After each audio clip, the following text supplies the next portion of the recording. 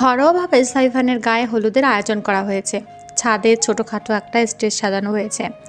হালিমা বেগম চেয়েছিলেন আনুষ্ঠানিকভাবে নাচ গান হই হুল্লোড়ের মাধ্যমে সাইফানের হলুদ করতে, কিন্তু সাইফান আনুষ্ঠানিকতা চায়নি। সে যে হালিমা মঞ্জিলে ঠাঁই পেয়ে একটা পরিবার পেয়েছে, এটাই তার কাছে অনেক বড় পাওয়া।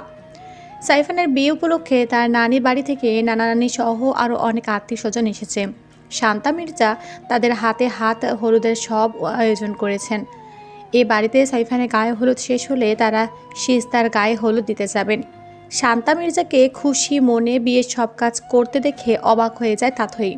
তাথই শান্তা মির্জাকে আড়ালে ডেকে নিয়ে বলল, একটা বিষয় আমি কিছুতেই বুঝতে পারছি না খালামণি। সার্জিসের সাথে তুমি যে মেয়েটার বিয়ে দিতে চাওনি, এখন আবার সেই মেয়েটার সাথেই নিজের ছেলের বিয়ে দিচ্ছ। হোয়াই খালামণি, হোয়াই? সিজদার সাথে যে সার্জিসের বিয়ে হচ্ছে না, এতে তোমারই ভালো হয়েছে। তোমার রাস্তা এখন ক্লিয়ার। সার্জিসের বউ হয়ে আসার একটা সুযোগ তৈরি হয়েছে তোমার। শুধু কি আমার ভালোর জন্য? এখানে তোমার কোনো স্বার্থ নেই খালামণি। আমি যে মা তাথই, সামিরিকে যেমন আমি পেটে ধরেছি, তেমন সাইফানকেও আমার পেটে ধরেছি। সাইফানের জন্য প্রসব বেদনা সহ্য করেছি। সন্তানের ভালোর জন্য একটু স্বার্থপর হতে হয়েছে আমাকে। সার্জিস যখন বলে সে বিয়েটা করবে না, তখন আমি আমার কাছে গিয়ে আমাকে বলি, আম্মা, আপনি এত বড় মুখ করে সার্জিসের বিয়ে ঠিক করে আসলেন, কিন্তু সার্জিস তো আপনার মুখ রাখলো না। সত্যি বৌমা, আমি দাদুকে চিনতে ভুল করেছি। এখন রাশেদকে কি জবাব দেবো আমি? একটা উপায় আছে আম্মা। আমার সাইফানের সাথে সিজদারে বিয়ে দিলে কেমন হয় আম্মা? এতে করে এক দিলে দুই পাখি মারা হবে।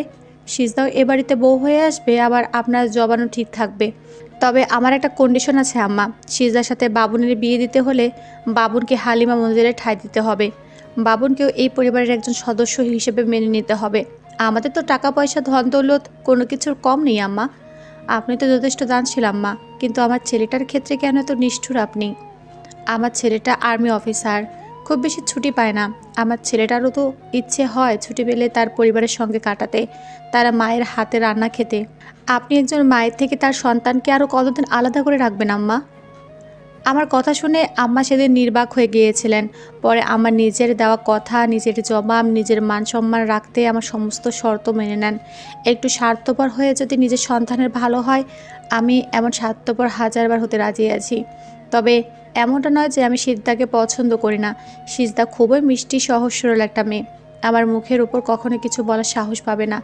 আমি তো আমার ছেলের জন্য এমন একটা মেয়ে খুঁজছিলাম। তাছাড়া আম্মা সিজদাকে অনেক পছন্দ করে। সিজদাকে দাবার গুটি হিসেবে ব্যবহার করে আমার ছেলেটা পায়ের তলা মাটি শক্ত করতে পারবে।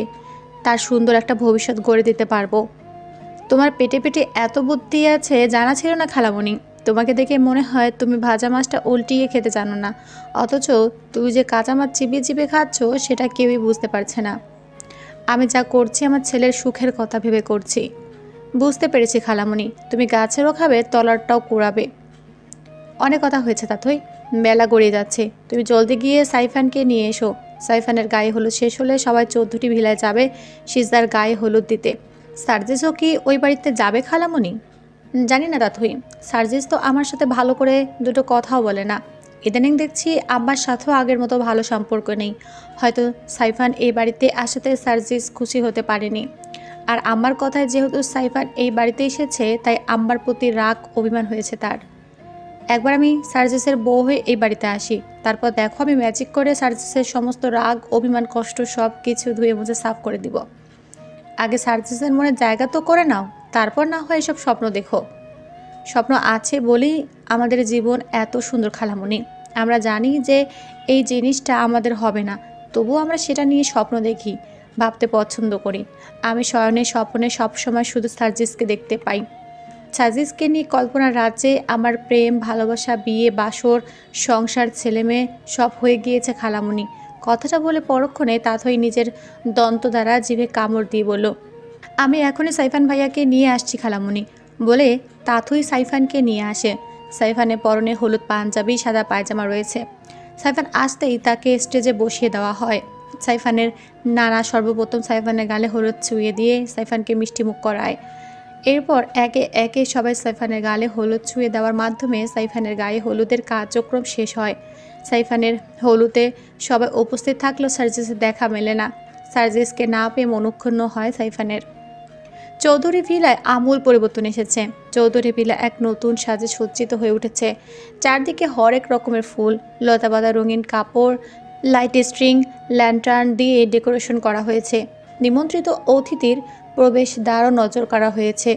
প্রবেশদ্বারে গোলাপ, চন্দ্রমল্লিকা, অর্কিড দিয়ে সাজানো হয়েছে। ছাদে খুব সুন্দর করে ফুল, রঙিন কাপড়, বেলুন, লাইট দিয়ে স্টেজ সাজানো হয়েছে। স্টেজের মাঝখানে বড় বড় করে জরি দেয়ালে লেখা হয়েছে সিজদার হলুদ সন্ধ্যা। হলুদের অনুষ্ঠানে আয়োজন করা হয়েছে সন্ধ্যায়। গতকাল বিয়ে, এটা যেন সিজা কিছুতে মানতে পারছে না। সকাল থেকে কিছু খায়নি মেয়েটা, খেতে ইচ্ছে করছে না, পেটে ভার হয়ে রয়েছে। সবাইকে ছেড়ে থাকার যন্ত্রণা এখন থেকেই যেন উপলব্ধি করতে পারছে সিজদা। সালেহা বেগমের জন্য অনেক কষ্ট হচ্ছে। ছোটবেলা থেকে সিজদা সালেহা বেগমের সাথে থেকেছে। সালেহা বেগম সিজদা গোসল করানো থেকে শুরু করে সবটা নিজে হাতে করছেন। একজন মায়ের ভূমিকা পালন করছেন তিনি। আর সব থেকে বড় কথা, সিজদার বিয়ে হবে ভাবতেই তার চোখের সামনে বারবার সার্জিসের চেহারাটা ভেসে উঠছে। তার জন্য চিন্তা হচ্ছে, তার হাতের কি অবস্থা জানতে ইচ্ছে করছে।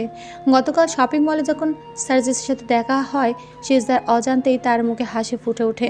কিন্তু সিজদা ভালো মন্দ কিছু জিজ্ঞেস করার আগেই সিজদার মামা এসে যায়। সার্জিস তখন ফোনে কথা বলায় ব্যস্ত ছিল, যার দরুন সিজদা তাকে বলে আসতে পারে না। তবে বাড়িতে এসে বারবার সার্জিসের কথা মনে পড়ছিল। যার নামটা পর্যন্ত জানে না, তার জন্য এত চিন্তার কারণ অজানা সিজদার কাছে।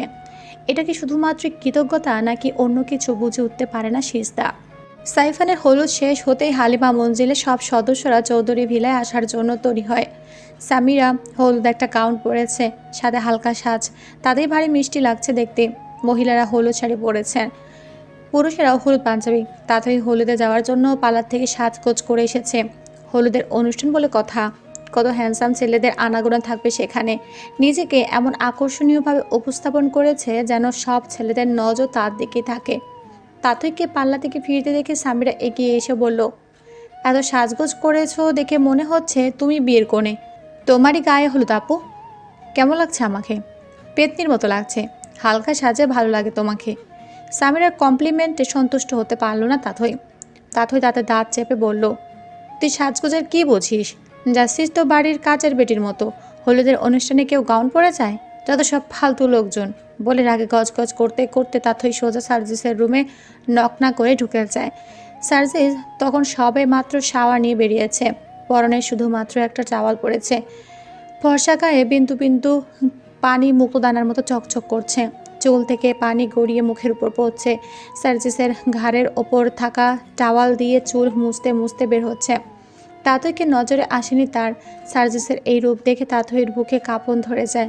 লজ্জা কানের লতি পর্যন্ত লাল হয়ে যায়। তাতই দু হাত দিয়ে নিজের মুখ ঢেকে নেয়। সার্জিসের উদম বুকে মাথা রাখার তীব্র বাসনা জাগে মনে। তাতই এক পা দু পা করে রুমের মধ্যে প্রবেশ করে সার্জিসের সামনে দাঁড়ায়।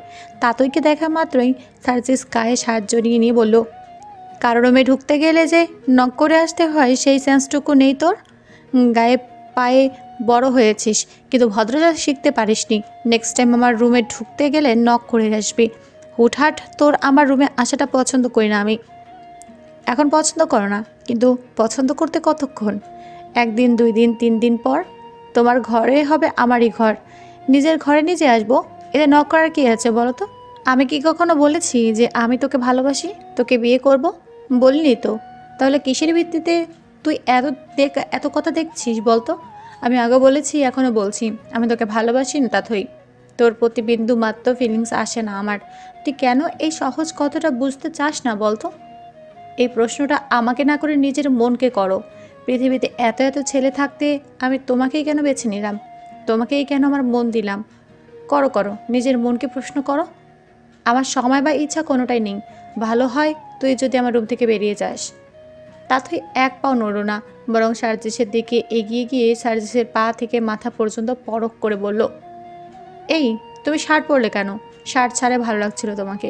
অবশ্যই তুমি যে রূপে থাকো না কেন সেই রূপেই বিবাহিত হয়ে যাই আমি। Stop all this nonsense, you are crossing your limit. তোমার মতো চকলেট বয়কে দেখলে যে কোনো মেয়ে লিমিট ক্রস করতে বাধ্য হবে। পুরুষ মানুষ এত সুন্দর হয় কেমনে বলো তো? সার্জিস কোনো কথা না বাড়িয়ে তাথইর হাত ধরে টানতে টানতে রুম থেকে বের করে দিয়ে রুমের দরজা লাগিয়ে দেয়। মুখের ওপর দরজা লাগিয়ে দেওয়ায় বেশ অপমানিত বোধ করে তাথই। অপমানে চোখে পানি আসে তার।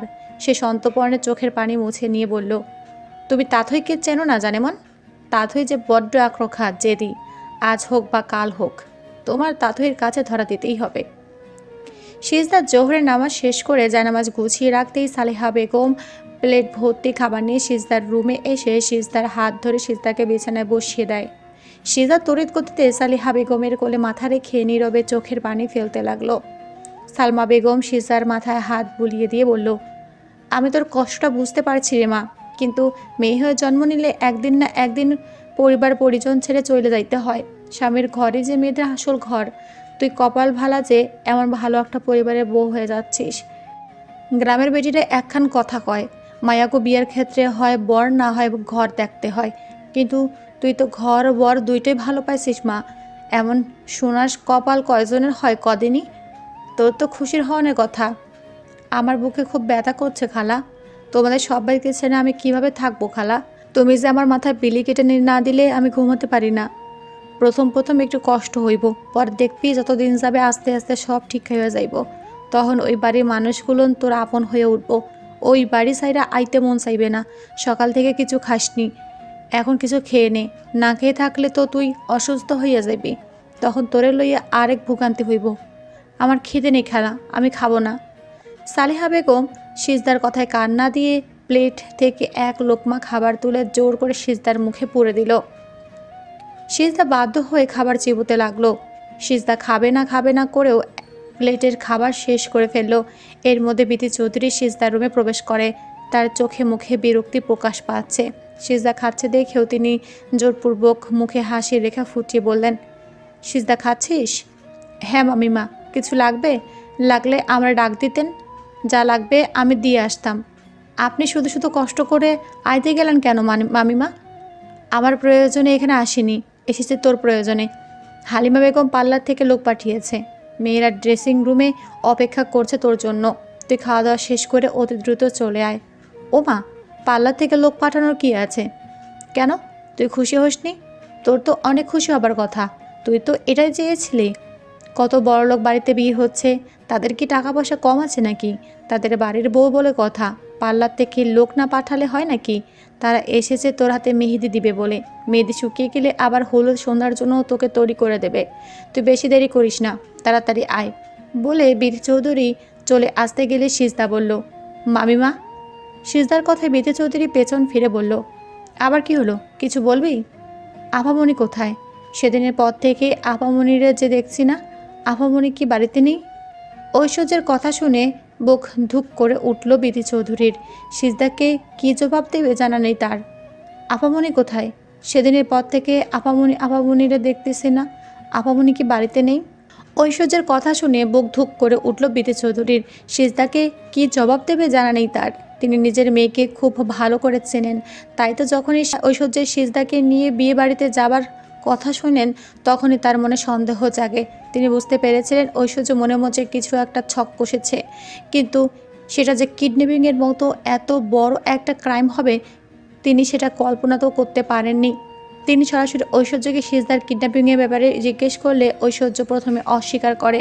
পরে ঐশ্বর্যকে জেরা করতেই ঐশ্বর্য বিধি চৌধুরীর কাছে সবটা স্বীকার করে।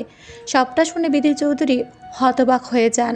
রাগের বসে প্রথমবারের মতো মেয়ের গালে হাত তোলেন, কিন্তু পরক্ষণে ঐশ্বর্যের চোখের পানি দেখে কলিজা মোচড় দিয়ে ওঠে তার। তিনি ঐশ্বর্যকে বুকে টেনে নিয়ে চোখে মুখে অজস্র চুমুতে ভরিয়ে দেন। মেয়ের দুশ্চিন্তায় পাগল প্রায় অবস্থা হয়ে যায় তার। গুন্ডাগুলো যেহেতু পুলিশের হেফাজতে ছিল, পুলিশের জেরার মুখে যদি ঐশ্বর্যের নাম বলে দেয়, তখন তো পুলিশ এসে ঐশ্বর্যকে কোমরের দড়ি পরিয়ে নিয়ে যাবে। ঐশ্বর্যের কেরিয়ার শেষ হয়ে যাবে। ঐশ্বর্যের সেফটির কথা চিন্তা করে তিনি মেয়েকে রংপুর তার কাজিনের বাসায় পাঠিয়ে দেন। তিনি এটাও বলে দিয়েছেন যতদিন না কেস সলভ হচ্ছে ততদিন ঐশ্বর্যের রংপুরে গা ঢাকা দিয়ে থাকতে হবে। বিধি চৌধুরীর থেকে রেসপন্স না পেয়ে সিজদা আবারও বলল, আপামনি আমার বিয়েতে থাকবে না মামিমা? কোথায় আপামনি? সিজদার প্রশ্নে উত্তর না দিয়ে বিধি চৌধুরী নিজের রুমে এসে ঐশ্বর্যকে কল করেন, কিন্তু ঐশ্বর্য কল রিসিভ করে না। মেয়ের জন্য বড্ড চিন্তা হয় তার।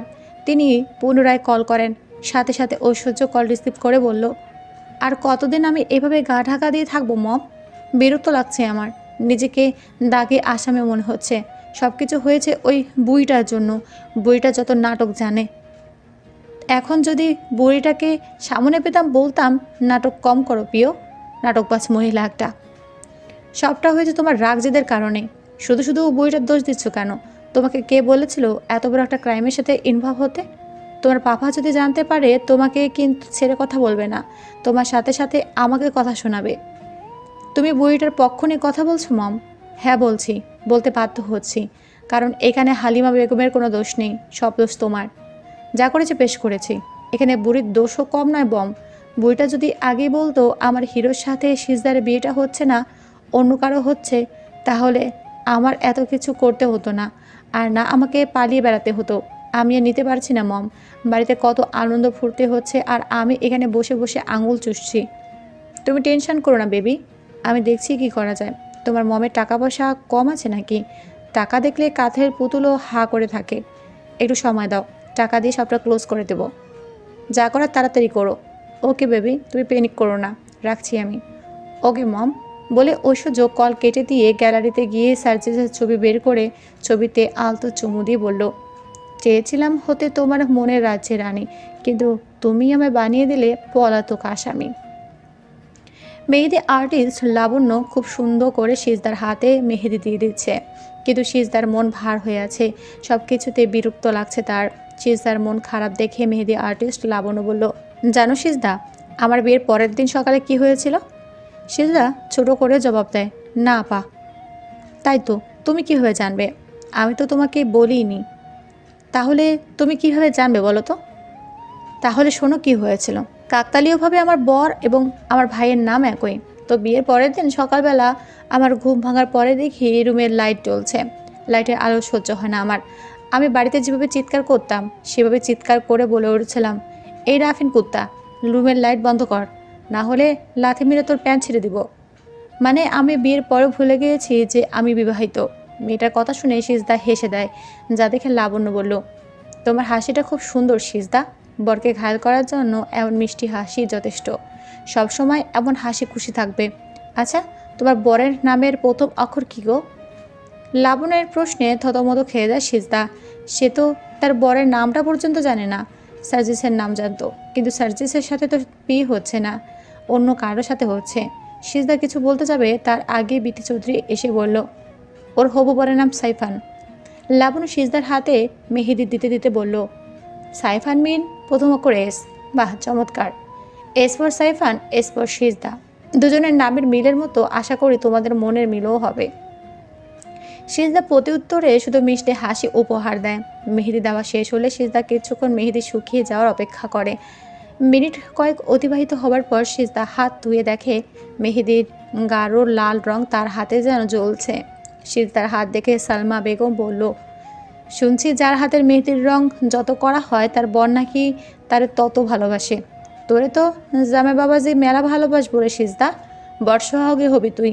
সালমা বেগমের কথায় সিজদার লজ্জা পেয়ে দৌড়ে নিজের রুমে চলে আসে। পার্লারের মেয়েরা খুব সুন্দর করে সিজদাকে হলুদের সাজে সজ্জিত করে দিয়েছে। তার পরনে রয়েছে কাঁচা হলুদ রঙের শাড়ি, গলায় হাতে কানে মাথায় গোলাপ আর গাঁদা ফুলের সংমিশ্রণে তৈরি গহনা পরানো হয়েছে। মুখে ভারী মেকআপ, ডাগর ডাগর চোখ দুটো, আইলাইনার, মাস্কারা, গ্লিটার পেয়ে আরও যেন আকর্ষণীয় হয়ে উঠেছে। ঠোঁটে গাঢ় লাল লিপস্টিক, নিজ ঠোঁটের বাম সাইডে কালো কুচকুচে তিলটা যেন মুখের সৌন্দর্য যেন আরও বাড়িয়ে দিয়েছে। তার হাত দুটো মেহেদির গাঢ় লাল রঙে রঙিন হয়ে উঠেছে। সিজদার সাজ কমপ্লিট হলে পার্লারের মেয়েটা সিজদাকে আয়নার সামনে দাঁড় করিয়ে দেয়। আয়নায় নিজেকে দেখে নিজে চিনতে পারছে না সিজদা। মেকআপের আড়ালে ঢেকে গিয়েছে সিজদার নিজস্ব রূপ। সিজদার সাজ কমপ্লিট হতে না হতেই হালিমা মঞ্জিলের সদস্যরা বিয়ের উপঢৌকন নিয়ে চলে এসেছেন। হালিমা বেগম এসে সিজদাকে জড়িয়ে ধরে সিজদার কপালে চুমু দিয়ে বলল, মাশাআল্লাহ মাশাআল্লাহ, অনেক সুন্দর লাগছে তোমাকে। এ যেন আসমান থেকে পড়ে নেমে আসছে। ভাগ্যি সাইফান এখানে নেই, থাকলে সাইফানের দফা রফা হয়ে যেত আজ। হলুদের সাথে একদম হলুদ পরেই রাখছে। ধন্যবাদ দাদিজান। সামিরা প্রথমবার সিজদাকে দেখছে। হালিমা বেগমের মুখে সিজদার প্রশংসা শুনে সিজদাকে দেখার জন্য মনটা আকুপাকু করছিল। চৌধুরী ভিলায় প্রবেশ করতেই সামিরা দৌড়ে সিজদার কাছে চলে আসে। সিজদাকে সামিরার খুব পছন্দ হয়। সামিরা সিজদার দিকে এগিয়ে এসে বলল, হাই, আমি সামিরা, তোমার একমাত্র ননদিনী। সিজদা হাসি মুখে সামিরার সাথে কুশলাদি বিনিময় করলো। সামিরা অনেকগুলো সেলফি তুলে নিল সিজদার সাথে। প্রথম দেখাতেই সিজদার সাথে সামিরার একটা ভালো সম্পর্ক গড়ে ওঠে। তাতেই সে সিজদাকে দেখে মনে মনে বলল, সার্জিস এই মেয়েকে রিজেক্ট করেছে। সৌন্দর্যের দিক থেকে আমি তো এই মেয়ের নখেরও যোগ্য না। সার্জিস কি আদৌ এই মেয়েকে দেখেছে? আমার কেন জানি মনে হচ্ছে সার্জিস সিজদাকে না দেখে রিজেক্ট করেছে। এমন নিখুঁত মেয়েকে দেখে কোনো পুরুষেরই রিজেক্ট করার সাধ্য নেই। না না, বিয়ে না হওয়া পর্যন্ত সার্জিসকে কোনোভাবে এই মেয়ের মুখোমুখি বা সিজদার কোনো ছবিও দেখাতে দেওয়া যাবে না।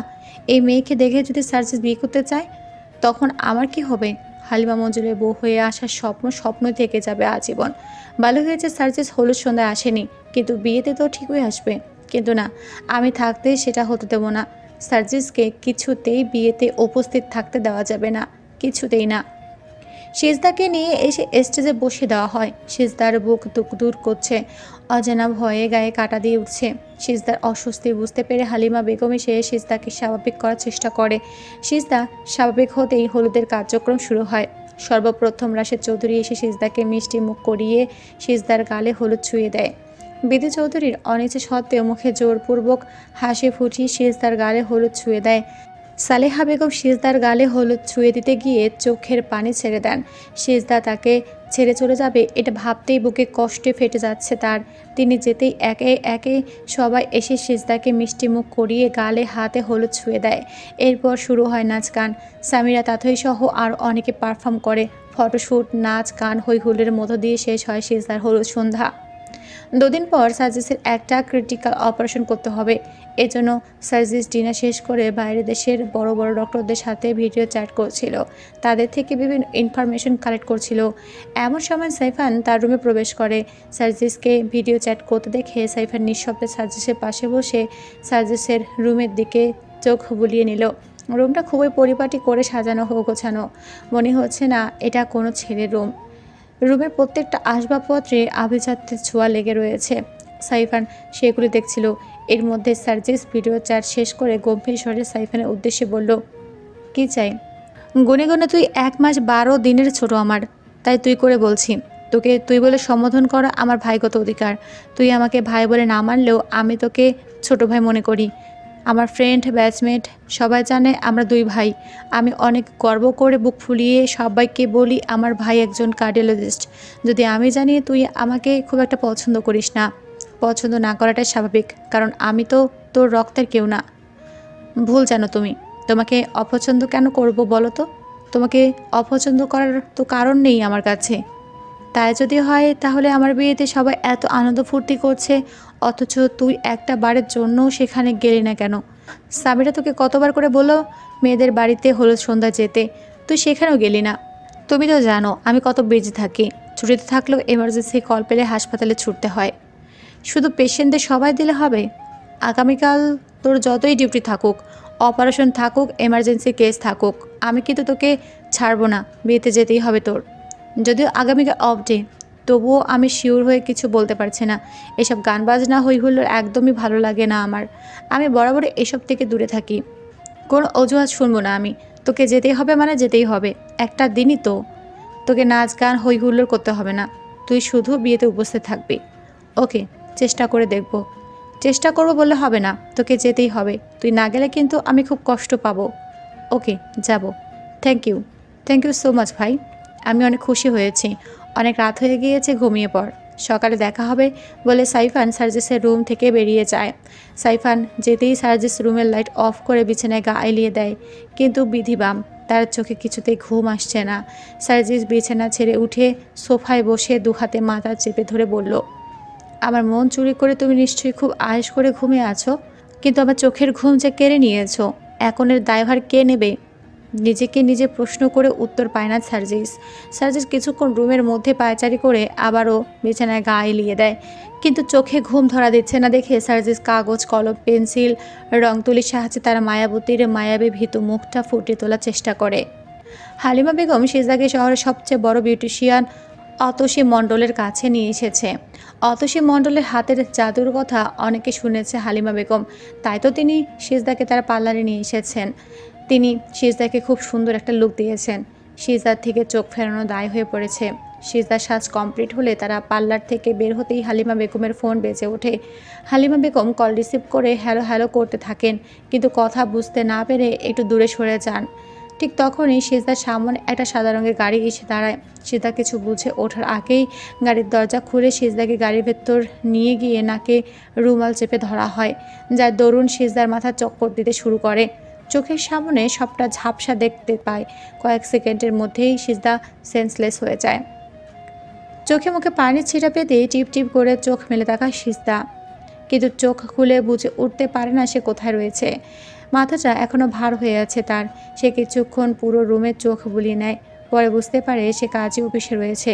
কিন্তু এটা বুঝতে পারে না যে যেখানে তাদের বাড়িতে ঘটা করে বিয়ের আয়োজন করা হয়েছে, সেখানে তাকে জোরপূর্বক কাজে অফিসে তুলে নিয়ে আসা হয়েছে কেন, আর কে বা কারা তাকে তুলে নিয়ে এসেছে। সিজদা ভাবতে পারছে না কিছু। প্রচণ্ড মাথা ব্যথা করছে তার। সিজদা আশেপাশে তাকিয়ে দেখে কোনো লোকজন নেই, পুরো অফিস একদম ফাঁকা।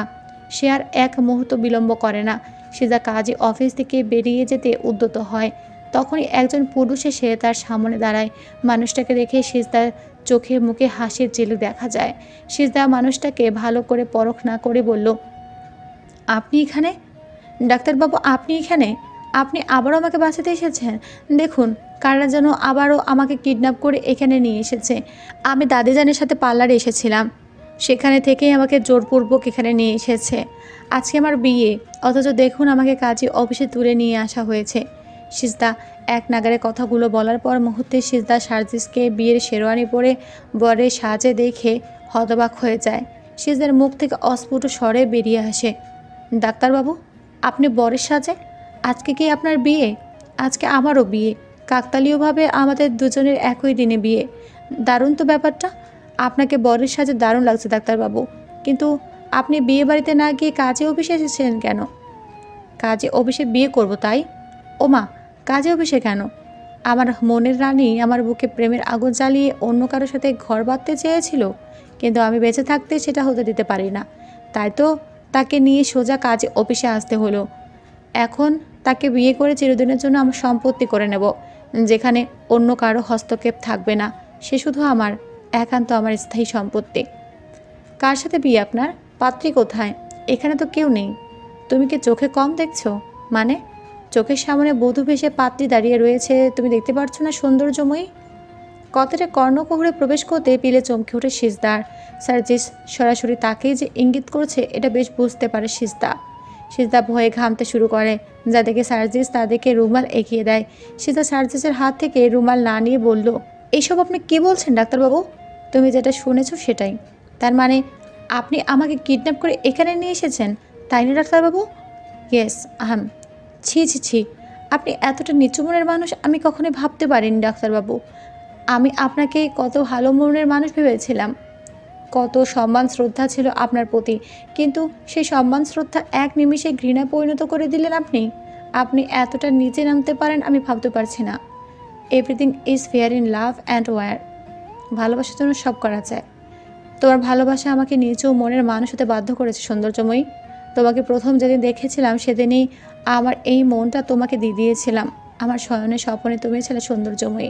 বিশ্বাস করো, তোমাকে ছাড়া আমি কিছুই ভাবতে পারি না, চেম্বারে বসতে পারি না। সব পেশেন্টদের মধ্যে তোমাকে দেখতে পাই। যখন জানতে পারলাম আজ তোমার বিয়ে, তখন মনে হচ্ছিল কেউ যেন আমার কলেজার টান দিয়েছে।